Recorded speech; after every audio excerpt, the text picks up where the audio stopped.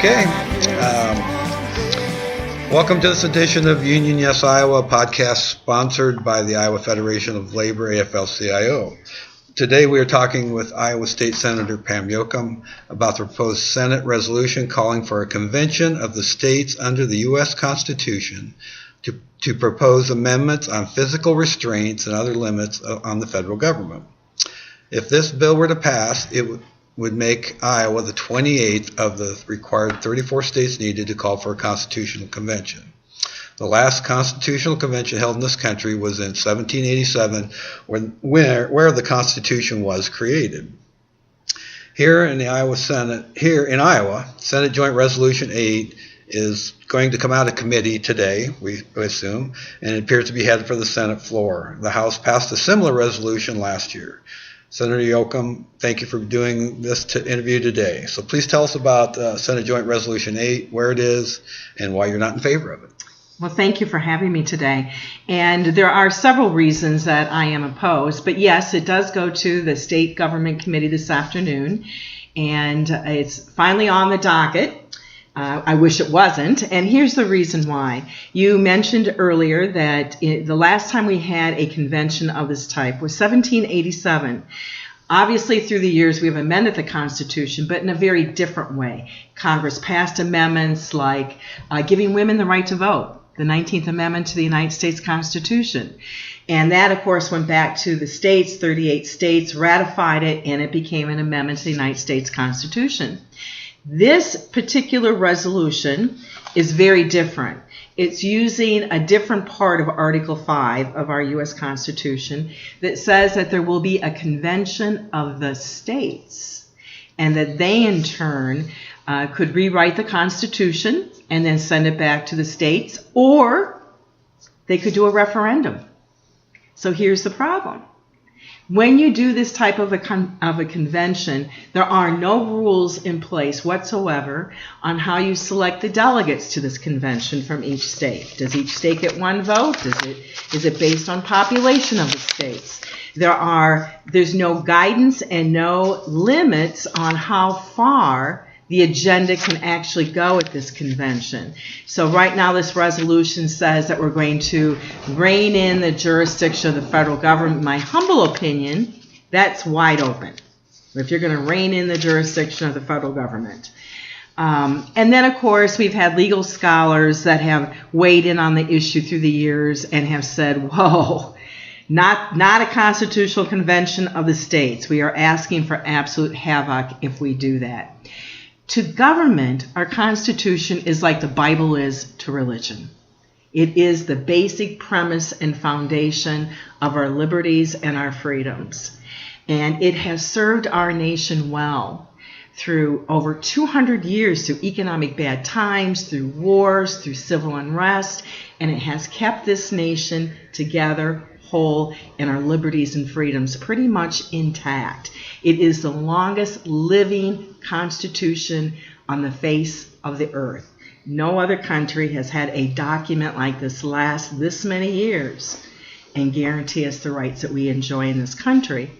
And I remember a friend of mine once said, never rest on your freedoms because they can be taken away. Well, it's time to wake up because we can no longer rest upon our freedoms. We need to fight every day to maintain these rights. So one other thing we need to add to this conversation is, where did this come from?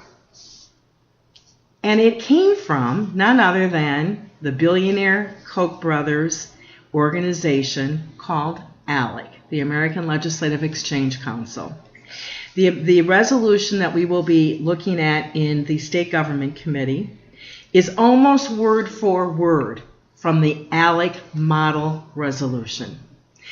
This whole movement has been funded by the Koch brothers and corporations in this country. They would like nothing better than to remove almost all the regulations and restrictions that govern corporate America to make sure that there is some kind of a balance. You know, it was way back 100 years ago, Louis Brandeis, he served on the U.S. Supreme Court, and he said, you can have wealth concentrated in the hands of a few, or you can have democracy, but you cannot have both. And so I get pretty darn nervous when I know that this movement is being funded by the billionaires in this country and the corporations of this country.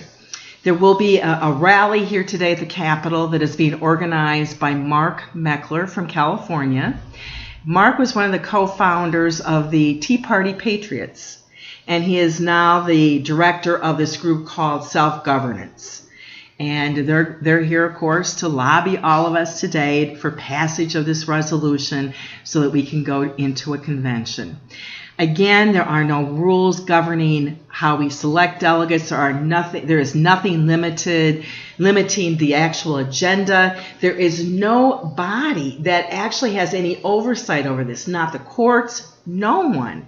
So it is definitely a free-for-all. If we go back to 1787, the original Constitution, the reason they gathered was not to write the Constitution that we see before us today, right, but was actually to go back to look at the Federalist Papers and to look at writing something to address trade between the states. Well, instead of doing that, they gave us a document that has lasted over 200 years and has given us more freedoms and liberties than any other nation on the face of the planet. But they also did another thing, and if this could also happen in this type of a convention. At that time, it took all 13 states to vote in favor of these changes in order to make it real. And then, of course, it went back to the states for ratification. Anyway, they even changed at that time how many states it would need to approve. And it was 13, they moved it to 9. And then they changed the ratification as well from all the other states. So what I'm trying to say is that even if this convention of the states would happen, they would rewrite the Constitution. They could also rewrite how many states it needs to ratify the changes. They could move it from 38 down to 30 or 26, or they could call for a national referendum. So we are really moving into some very dangerous waters in terms of protecting our rights and our liberties. Well, there's people out there, and even on the Democratic Party side or the liberal side, who say maybe a constitutional convention is good because we get Citizens United or could be addressed. So how do you look at it saying, well? And I would like nothing better than to see Citizens United overturned, because that, again, was another court ruling that was funded by the Koch brothers, the billionaire Koch brothers, and it opened up a Pandora's box. Right. Of unlimited spending and anonymous donors, so we never know where the money came from or who is contributing. And of course, they always have these phony little groups that say it's paid for by the American Future Fund or whatever, some rosy name that sounds so patriotic, when in fact the ad is to blast away some Democratic candidate or whatever it might be. So I still believe that the best solution to changing and overturning constitutional rulings like Citizens United, is to convince Congress that they need to do that and to send it back to the states. I have never been fond, even though that's an issue I truly believe in, would love to see that court ruling overturned. I still believe opening this up to a convention of the states is not worth that fight, truly.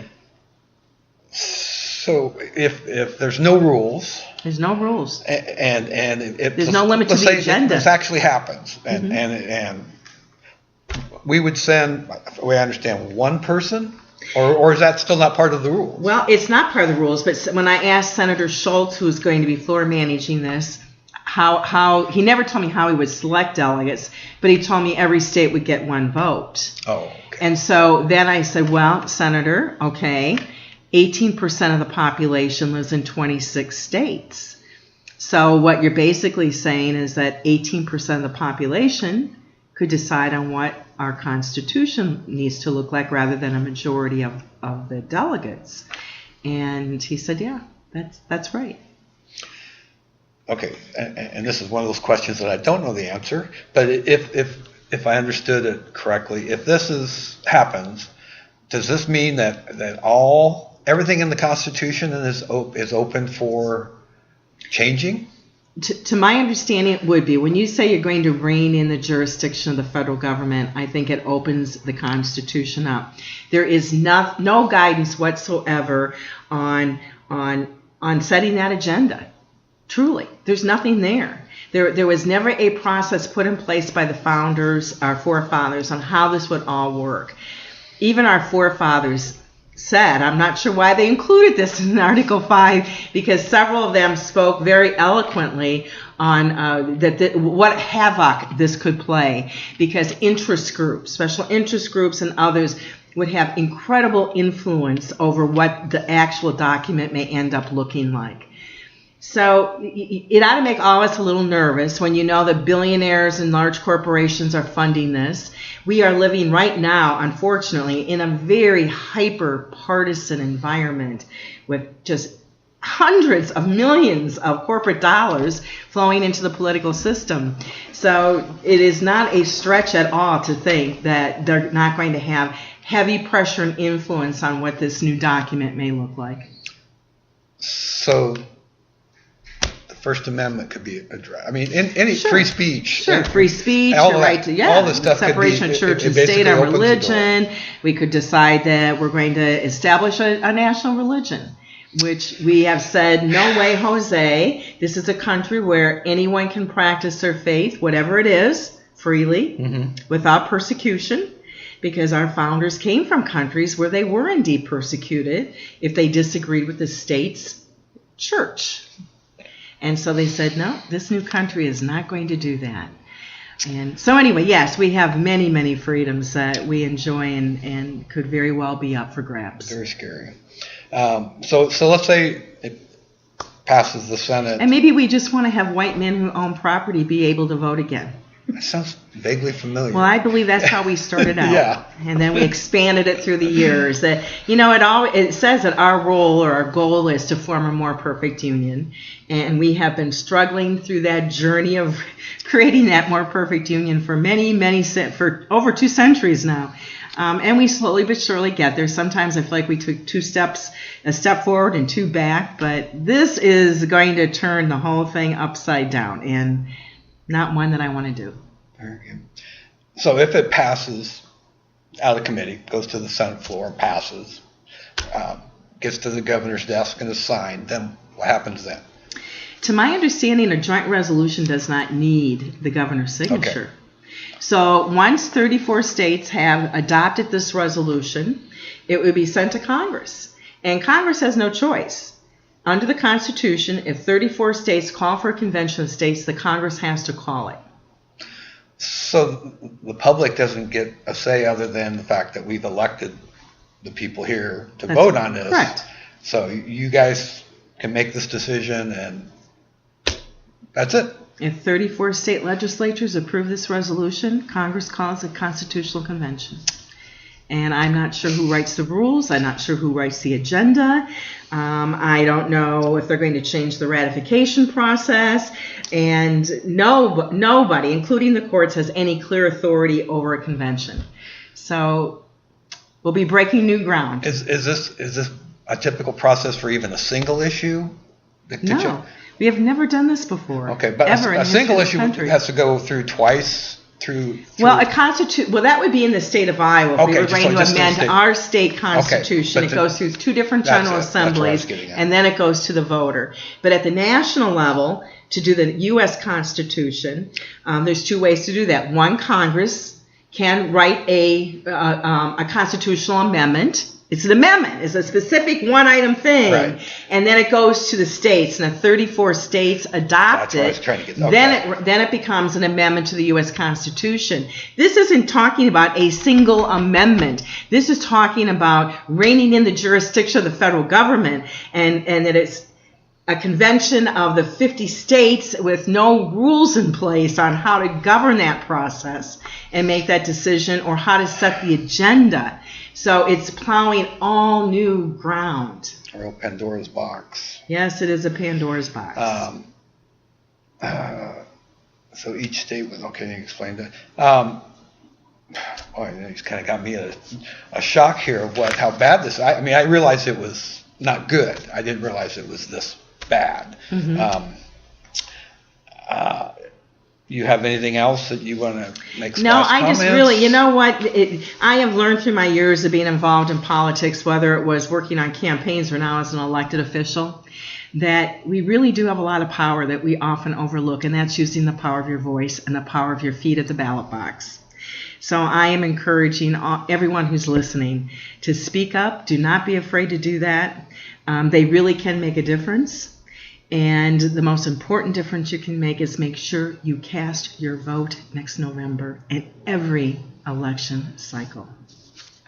Very good. Senator Jochum, thank you very much for your time. Appreciate You're welcome. Thank you. Thank you. Good.